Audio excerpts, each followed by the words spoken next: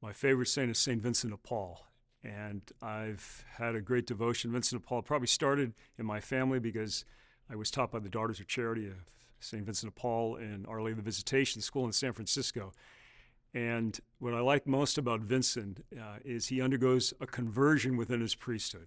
I mean, he was a good guy, but mediocre as a priest, and just had this profound experience of Christ and became a great reformer of the church, of course, known with his work with the poor, but really his work with priests and seminarians. And so I myself have undergone several, I think, conversions within my priesthood. So Vincent de Paul. My motto is, "Into your hands, Lord." And it's interesting. In the summer of '92, I was in the retreat house in Menlo Park, and it was in between assignments. I had been a parochial vicar, and I was assigned to teach high school. And before the after evening conference, I was in the chapel, and I can't explain it, but overwhelmingly, I felt those words, "Into your hands, Lord." Little did I know that when I was asked and called to be a bishop, that would be my motto. And it was really a prayer of surrender and trust in God. Clearly working with priest personnel issues.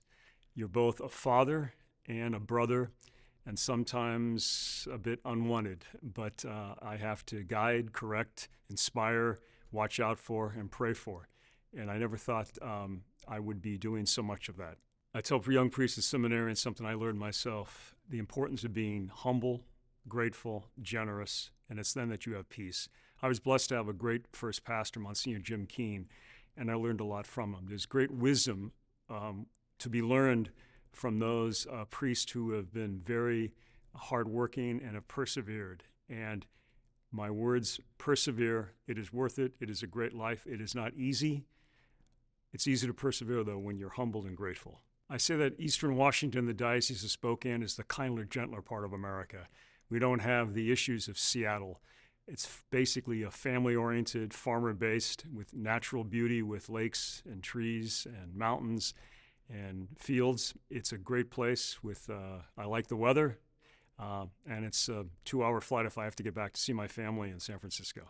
The Committee on Catholic Education, I'm fortunate to work with Mary Pat Donahue, and our responsibility really is for the Church in the United States, the Catholic schools, to guide, to offer direction, to remind our school systems that in the end it is all about the salvation of souls within the context of education. So we have a role about watching government relationships, basically also kindergarten through higher education. It serves as a resource, also a guide, and in a very direct way, a reminder that the schools are absolutely essential to the church in the United States. I'm one of 7. My parents went to Catholic school. All of us went to Catholic elementary, high school, and in college, and then I went to the seminary. What I love about Catholic education is it allows you to do all and to learn those subjects that are important, but within a context of faith. Catholic schools remind us of Jesus Christ. And from my own experience, part of why I'm a priest and now a bishop was the example of those who were part of it, the sacrifices made by my parents and others. When you're given that community of faith to learn, to play sports in, to have friendship, it provides, I think, a source of support that is so necessary today when many people are isolated or have compartmentalized their life. What I'm sharing with Mike, the chairmanship as committee member, and also as the bishop of a diocese where I put great emphasis on Catholic education. I have 3 goals: Catholic education, religious vocation, and salvation. And they're all related. When Jesus said, "Let the children come to me and do not hinder them," that to me became the first mandate for Catholic education.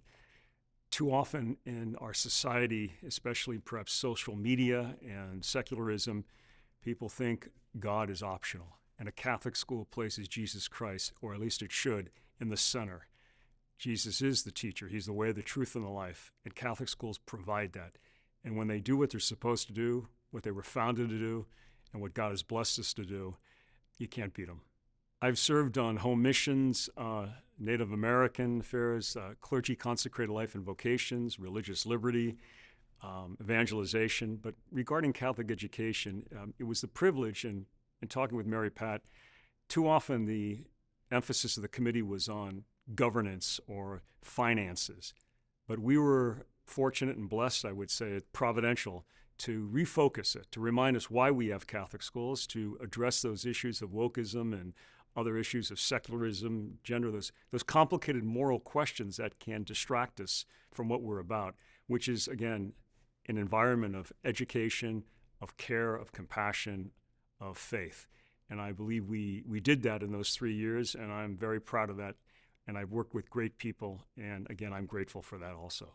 When there was so much controversy a few years back and questions and anger over racism, I'm reminded that as Catholics, we believe that each of us were created in the image and likeness of God, and we're beloved sons and daughters of God. And the church, that's our foundation. And when that exists, when it believes, when it's lived, we should not have problems with division. But that's forgotten.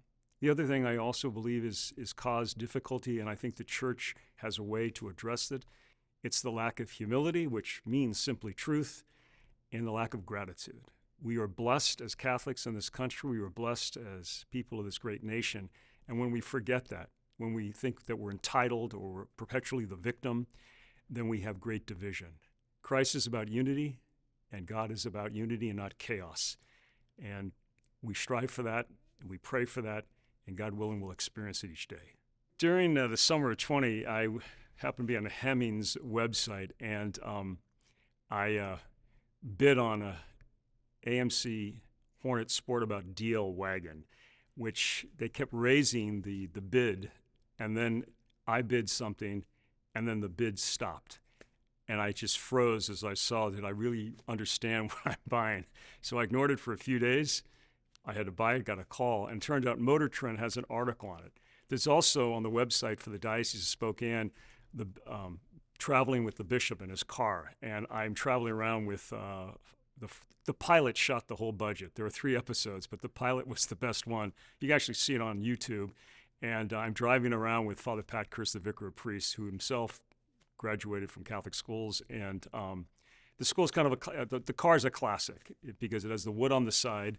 And I tell people the AMC Hornet Sportabout, the size America needs, the luxury America wants. So I felt I had great preparation for chairmanship of Catholic education because I taught high school for 19 years. I was assigned as a chaplain and a teacher. I was a senior moderator. In fact, I was together with a teacher. We were both moderators together, and she remembers everything from prom stories and kids getting into trouble to times when we had to put together the floats for the homecoming. But great memories teaching. I was 8 years as president, my last 8 of the 19 years at high school. Marin Catholic is a co-ed diocesan school across the bridge in Marin County, across the Goliad Bridge. Great kids I taught. I still get together. In fact, the first or second Friday of every December, I get together with 12 to 15 guys I taught. They're the class of 98, so they're about 43, 44. I've done most of the weddings, baptized their kids. They include Nick Rolovich, who was a football coach at Washington State. But in some of my more memorable kids, I taught George Lucas's son, Jed, who I always used to talk about characters from Lost in Space to annoy him. Jared Goff, who's a quarterback at Detroit, was a sophomore when I left. A lot of kids who maybe aren't famous, but great family men who really are trying to live their faith. So I consider my time teaching to have prepared me to be a bishop, because being president of a high school with a unionized faculty can be like dealing with priests. You have to be very patient and very direct. But it was a privilege to do that, and I think it helped me to be a better priest and a better bishop to have spent time in high school setting.